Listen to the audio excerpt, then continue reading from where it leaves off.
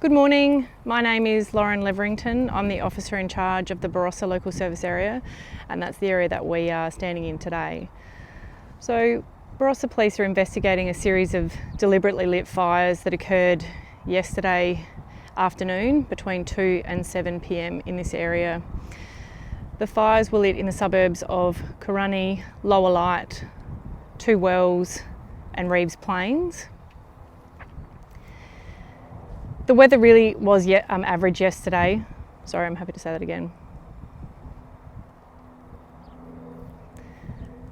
It was a really average day weather-wise yesterday, and the police and CFS did a fantastic job in responding to these fires. They were put out reasonably quickly by air and ground support, and they resulted in small losses of property, but no structural or obviously loss of life. That was an excellent result for us out here in the community. Police are investigating this matter as a serious matter. 8 fires in and of itself is suspicious, and we believe these fires were deliberately lit.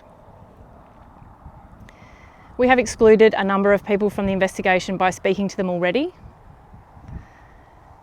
We are seeking the public, though, to provide us with as much information as they can. Anyone who was in the area between 2 and 7 yesterday driving a vehicle that may have dashcam footage, or anyone who lives in the area who may have CCTV at their house. We've had police on the ground here and across all of the suburbs involved last night, yesterday afternoon and this morning, and we will continue to do so. We're specifically looking for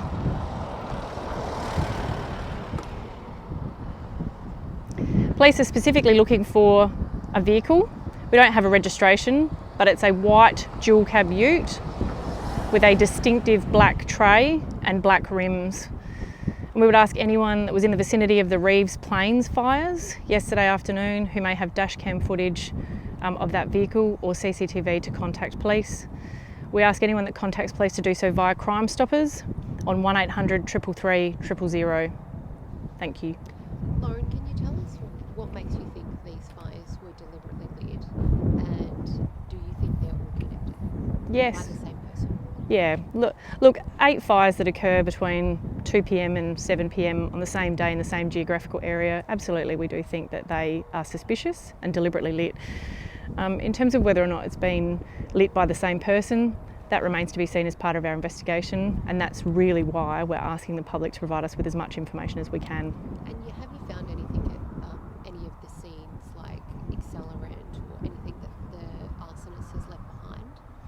We've had our crime scene investigators out on all of the fire grounds this morning collecting evidence. I'm not prepared to say exactly what they've found, but certainly the value that they provide our investigations in terms of the forensic side of things is really important. Can you tell us a bit about the dangers yesterday, the conditions on day 4, whatever it was, of the heat wave, lighting fires this close to businesses and properties? Can you talk to us about the potential for danger here?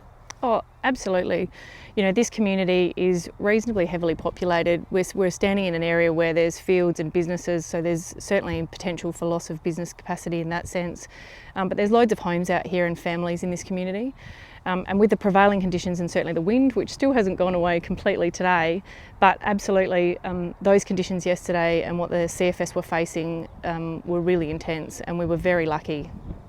With the kangaroo flat fire yesterday, do you believe that it was in any way connected with the fires that have happened around here? Yes. Okay. Do you think that one was deliberately lit? Yes. By the same person? As I said, in terms of whether or not it's the same person or that remains to be seen as part of the investigation, but certainly this series of fires that were lit in close proximity around the same period of time, we believe they are deliberately lit.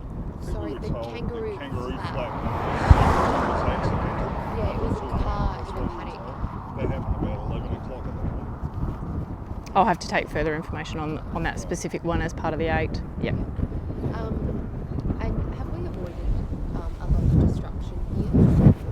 Absolutely. I mean, you only have to look around. Across the road from where we're standing is, you know, someone's business with vineyards. We've also got structures that could absolutely have gone up if the prevailing winds or the CFS weren't able to be here as quickly as they were. Just what do you think about this behaviour, someone going around deliberately setting these fires on a high fire danger day? knowing that it definitely has the potential to get out of control? We don't condone the behaviour, obviously. Someone in the community who thinks that they can commit these acts, the penalty of lighting a bushfire on such a day is life imprisonment. So it certainly shows what the criminal justice system believe in terms of people who do commit acts such as that. Tell us a bit more about the ute. Do you know what sort of make it could be, or any other distinctive features? Look, the thing with CCTV is that sometimes it can be unreliable in terms of the quality. So we rely on what we've been given, and unfortunately for this particular piece of CCTV, we're unable to tell the make or model.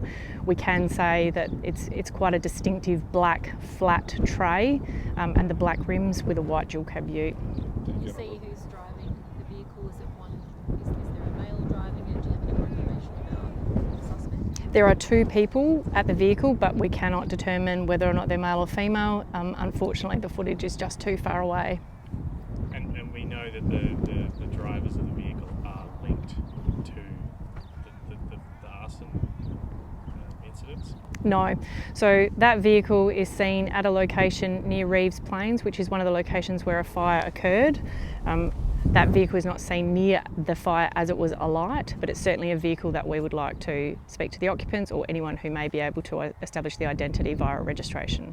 What about here, Lauren? There's a camera there that shows someone pull up in a white ute. He gets out and then he's basically lit the fire. What can you say about that? And then a fire starts. He seems to have lit the fire. Yeah, look, again, the quality of the footage that we rely on as part of the investigation is the individual property owners and those that put it in outside of dashcam. So unfortunately from that footage we aren't able to identify specifics because it is quite a distance away, but we'll certainly look at it as best we can and enhance it as best we can. It sounds like quite a difficult task for police to try and find an arsonist in a situation like this in this sort of surroundings. Yeah, look, absolutely. You really have to look around you here to know that you're reasonably isolated in terms of the community. Having said that, there are certainly, as we've had while we've been talking, people driving past. So we're relying on those people, and that's part of the reason that we wanted to talk to you all today, is so that the community can be really aware of that. Yeah. Do you think that this arsonist knew the area? Or is it... That remains to be seen. Yeah. But if those two people are connected to the fire at Reeves Flat, then you're looking for potentially two arsonists. Well, we're certainly looking to identify those two people that were at that vehicle, and that vehicle is the vehicle that I've described to you as a vehicle of interest to us. Having said that, we're still seeking any information in relation to anyone that's seen in any of these 8 fire sites. Are you going to release that video? That remains to be seen at this point.